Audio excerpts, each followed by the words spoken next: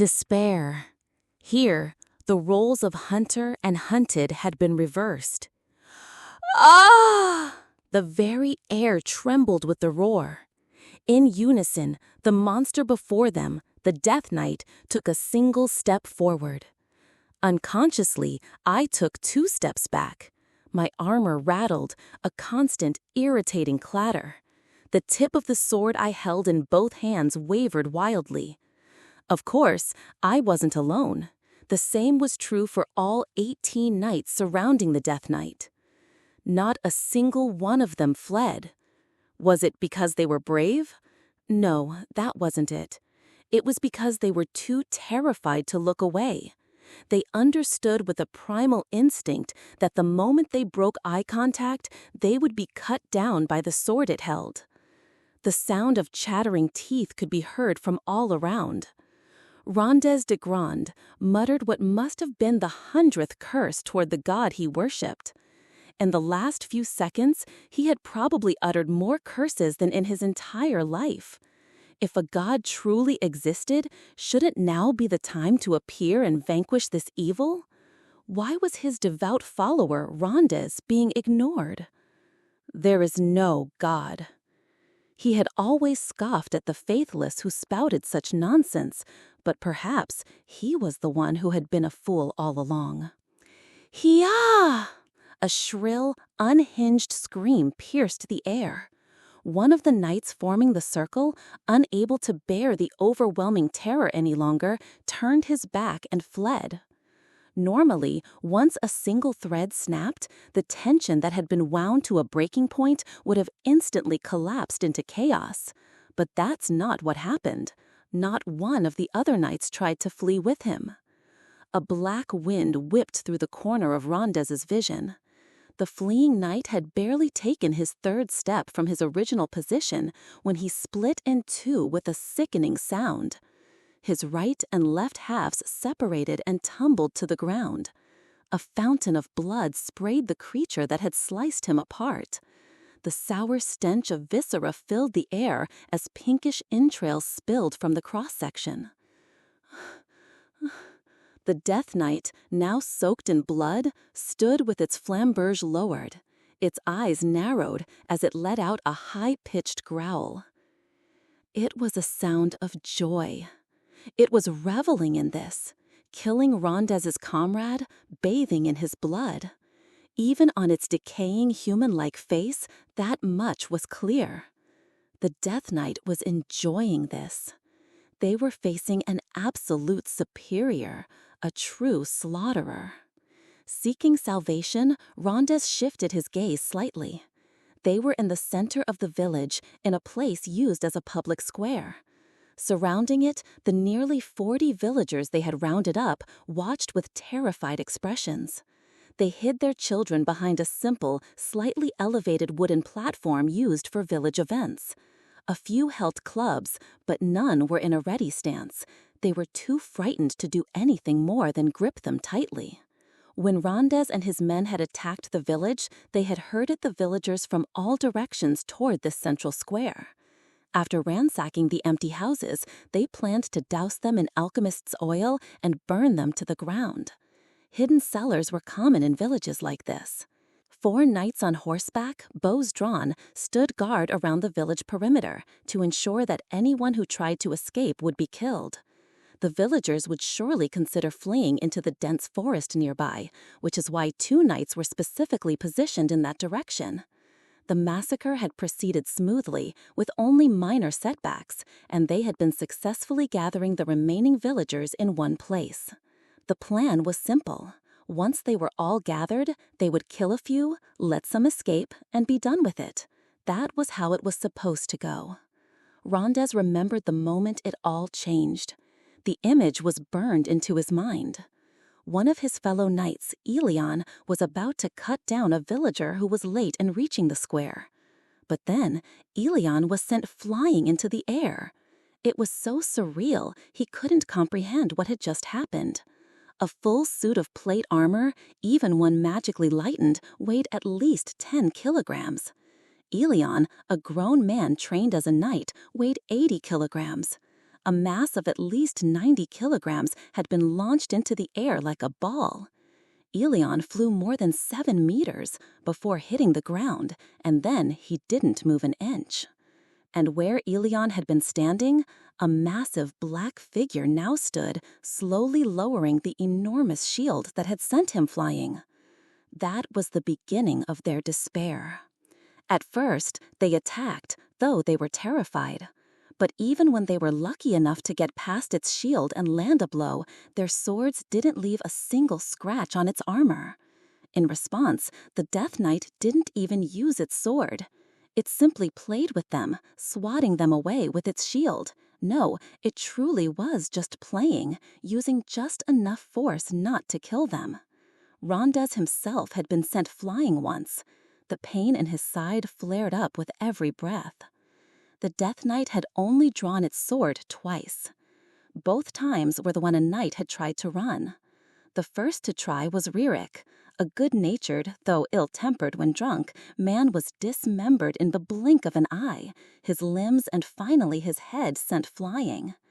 The creature's movements were like a gale-force wind, and in that instant they understood not with their minds, but with their hearts, that if the Death Knight got serious, it could chase down and kill every last one of them, even if they scattered in all directions. They were going to die. Hidden beneath their helmets, every single one of them was surely thinking the same thing. The sound of sobbing echoed around them. Grown men were weeping like children in the face of absolute terror. God, please help us. Oh, God. The words escaped from several of them, mixed with whimpers. Rondez felt that if he let his guard down for even a moment, he too would fall to his knees and offer up a mix of prayers and curses to his God. You lot, hold that monster back. A strained voice cried out, as grating as a hymn sung out of tune. It came from the knight standing right next to the one who had just been sliced in two. The voice was so different, Rondez couldn't immediately tell who it was, but there was only one man among them who spoke with such a tone. Captain Barrius. Rondez scowled. To describe his character in one word, scum. He was the kind of man who would chase after a fleeing girl with lewd desires in his eyes, only to cry for help when he got into a scuffle with her father. Once separated, he would then repeatedly stab the villager out of spite. But he came from a wealthy family back home and had joined this unit simply to add to his prestige. The title of captain was wasted on him. He was despised by the entire unit. I'm getting out of here. I'm not meant to die in a place like this. You all buy me some time. Buy me time to escape. Of course, no one moved.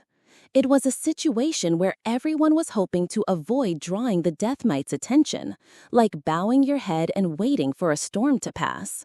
Who would risk their life for a man they didn't even like? Hey! The Death Knight slowly turned to face Barrius. It was impressive he could even scream from that close. Did he have more guts than he let on? The thought that crossed Rondez's mind was strangely detached. Money, I'll give you money. 200 gold coins. No, 500. It was a considerable sum, but it was like offering money to someone if they survived a jump from a 500-meter cliff. No one moved. Well, one person did. Or rather, half of one. Oh, Bobo! The right half of the bisected knight began to move. Spitting up a clot of blood, it grabbed Barrius by the ankle. Oh, yeah! Barrius shrieked. The bodies of the surrounding knights and the villagers who witnessed the scene convulsed in horror. To Momonga, Ainz, this was nothing surprising. It was a squire zombie. Those who died by a Death Knight's sword were said to become its eternal squires. In Yggdrasil, the system was configured so that the moment a Death Knight killed a monster, an undead of the same level would spawn in its place. For someone who knew the game of Yggdrasil, it was a common sight, but to those who knew nothing, it was the work of a demon. Barrius's screams stopped, and he collapsed backward as if his strings had been cut. He had likely fainted. The Death Knight casually stepped up beside him and brought his jet-black greave down on his chest. From a distance, they could see the immense pressure being applied. Buckles popped, and the metal armor groaned and shrieked. Oh, oh, ah! The pain jolted Barrius back to consciousness, and he began to scream again. Help me, please, I'll do anything. He desperately tried to push the Death Knight's leg off, but it was as if it had grown from his chest. It didn't budge an inch. Money, awa, I'll give you money. Oh, help me. The shrieking of metal stopped, followed by several soft snaps, like breaking tree branches. Then blood splattered everywhere. Barrius's voice, of course, was cut short. No, no, no. God! Panicked screams erupted from among the knights. They wanted to run, but they knew they would be killed instantly. Yet staying here meant a fate worse than death. Their minds raced, but their bodies were frozen. Come down! Rondus's roar cut through the screams. A silence fell, as if time had stopped. We're retreating. Signal the horses and the mounted archers. The rest of you, buy time until the horn is blown. I refuse to die like that. Move! The knights sprang into action. With their minds wiped blank, the clear command gave them a single purpose, and they moved with a perfection they would likely never achieve again. Their coordination was flawless. 3 of the knights carried horns for communication. Only one of them was here now. They had to protect him. A few knights stepped back, dropped their swords, and began to pull the horn from a sack. Oh, ah! As if in response, the Death Knight charged, its target the knight with the horn. It understood what they were trying to do. Its actions were driven by a terrifying intelligence. The jet-black bullet closed the distance as if in flight. Anyone who stood in its path would be smashed to pieces. That much was obvious to everyone. Nevertheless, the knights formed a wall in its path. A greater fear had overwritten their terror, compelling them to move. A shield swung, and a knight was sent flying. A sword flashed, and a knight was severed at the waist. Dazoon, Morlet, behead the one killed by the sword. Hurry, before he comes back as a monster. The knights whose names were called rushed over to their fallen comrade. The shield swung again, sending another knight flying. A downward slash of the sword cleaved through both the defending sword and the knight holding it. Rondus braced himself with the heart of a martyr as the jet-black storm rushed toward him. Ooh! The flamberge swung, and Rondus' vision began to spin. Below him, he could see his own headless body collapsing. At that very moment, the sound of the horn echoed loud and clear. Ainz looked up at the sound of the horn coming from the direction of the village. It seemed he had gotten a bit too caught up in testing things out. Ainz chided himself as he nonchalantly pulled the sword from his abdomen. There was no pain. The blade came out clean, without a trace of blood. It was in mint condition. This was due to his special ability, high-tier physical nullification, which negated damage from low-level monsters and weapons with little data. In Yggdrasil, it only blocked attacks from monsters up to around level 40, so he had considered it a useless skill. But in this world, it seemed to be a different story. I used to say I was jealous of skills that gave a constant 10-point damage reduction, he mused. He was so fickle. But then again, perhaps that was what made one human. Ainz looked down at his own skeletal hands, then reached into his item box. He pulled out a mask, the kind that covered his entire face like a helmet. It was excessively carved with an indescribable sculpture that looked both like it was crying and enraged. It vaguely resembled the masks of Rongda or Barong from Bali. Despite its bizarre appearance, it held no magical power. In fact, it was an event item that couldn't even have data embedded in it. He couldn't remember which event it was from, Christmas or maybe Valentine's Day. The mask's name was Mask of Envy. It was an item that had once flooded the Yggdrasil threads on 2channel with posts asking, "Have the developers lost their minds?" He put it on. Next were the gauntlets. They were of a simple, rugged design with no particularly distinguishing features. Their name was Ilden Glaive. They were custom-made by a member of Ainz Ooal Gown just for fun. Their only ability was to increase his physical strength. He hadn't chosen them for any particular reason. The goal was simply to hide his skeletal hands. The reason he was using items to conceal himself instead of illusion magic was simple. It was to be able to say, "I didn't deceive you with illusions." It was an excuse to claim that it was their fault for not making him remove his equipment. Of course, this was nothing more than sophistry. Whether one was deceived or not was a matter of personal perspective and could change depending on one's point of view. But it was also true that such twisted logic could sometimes be a shield, though it often made you disliked. In any case, this should downgrade his appearance from an evil monster to an evil magic caster. Probably. He considered what to do with his staff and decided to take it with him. It wouldn't get in the way. Why was he bothering to hide his appearance now? It was because his perspective had been wrong. To Ainz, who was used to the game of Yggdrasil, his appearance wasn't particularly frightening. But to the inhabitants of this world, it was terrifying. It was a major blunder, born of familiarity. Honestly, looking back on it now, he could say with certainty that it was an incredibly foolish oversight. How could he not have realized? He was just glad that the only ones who had seen him and survived were those 2 girls. Still, if they were going to pray to God, they probably shouldn't have been committing a massacre in the first place, he muttered, the words of a true atheist. Ainz averted his gaze from the corpse of a knight frozen in a posture of prayer. Fry. Ainz floated gracefully into the air. And then? Death Knight. If there are any knights still alive, that's enough. They might be useful.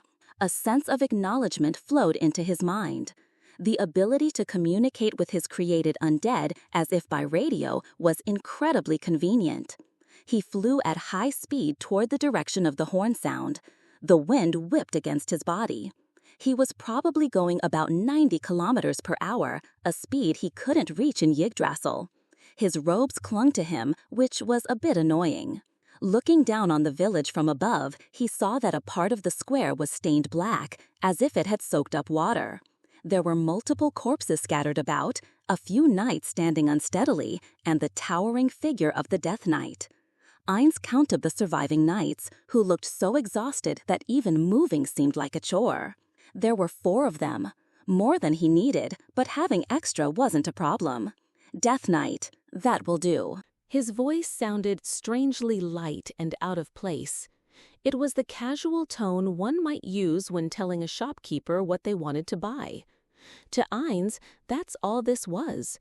He had ordered them to be killed, but there were a few more survivors than expected. If he simply wanted them dead, he could do it with ease. Anyone's tone would become casual in such a situation. Ainz, freed from the shackles of gravity, slowly descended to the ground. The surviving knights watched him with a dazed expression. They recognized that their lives had been spared, but they couldn't fully comprehend it. They were in a state of mental shock. "Greetings, gentlemen. I am Ainz Ooal Gown, master of the great tomb of Nazarick." No one replied. They had neither the courage nor the energy to respond. Ainz waited a moment before speaking again. "Surrender, and I will guarantee your lives, if you still wish to fight." Swords were immediately thrown to the ground. The others quickly followed suit until 4 swords lay scattered carelessly. You seem quite exhausted. However, you hold your heads too high in the presence of me, the master of the great tomb of Nazarick." The knights had no will to defy him. They simply knelt in silence, bowing their heads. Their posture was not that of vassals, but of prisoners awaiting execution. You will return alive, and you will deliver a message to your master, your owner. Ainz walked over and, using his free hand, tore the helmet from one of the kneeling knights, peering into his exhausted face from up close. Making sure no one else could see, he slightly lifted his mask, revealing his skeletal visage. A look of astonishment flashed in the knight's weary, clouded eyes as he recognized what he was seeing. 2 kilometers northeast of this village, there is a place surrounded by grasslands called the Great Tomb of Nazareth. I am its master. Therefore, this entire area is under my dominion. Tell your master that if they cause any more trouble, I will personally visit their country to conduct a massacre. Do you understand? The knight, trembling, nodded his head up and down repeatedly. Go, and make sure you deliver the message. With a jerk of his chin, Ainz dismissed them. The knights scrambled to their feet and ran, a desperate desire to get away from this place as quickly as possible radiating from them. Acting is exhausting. Ainz muttered to himself as he watched the knights shrink into the distance. If the villagers weren't watching, he would have liked to roll his shoulders. For Ainz, a simple office worker, playing the part of a powerful figure was a huge pain. Lacking any natural sort of dignity, he had to rely on his appearance to intimidate them. Showing his face to the knight was part of that act. He wasn't cut out for this kind of subterfuge. But the performance wasn't over yet. He had to put on a different mask now. Suppressing the urge to sigh, Ainz began to walk toward the villagers. He didn't want to stand in this blood-soaked place any longer. The smell felt like it was sticking to him. He could remain calm while killing people and seeing their insides spill out, but he found the smell unpleasant for some reason. Fortunately, the villagers hadn't objected to him letting the knights go. Clean up the squire zombies. He gave the order to the Death Knight in his mind as he approached the villagers. As the distance between them closed, he could see confusion and fear warring on their faces. Their gazes darted about nervously, drawn to the Death Knight before being quickly averted. So the reason they didn't complain about me letting the knights go is because there's something even more terrifying here. Getting too close might be counterproductive. With that in mind, Ainz stopped at a certain distance and spoke in a gentle, friendly tone.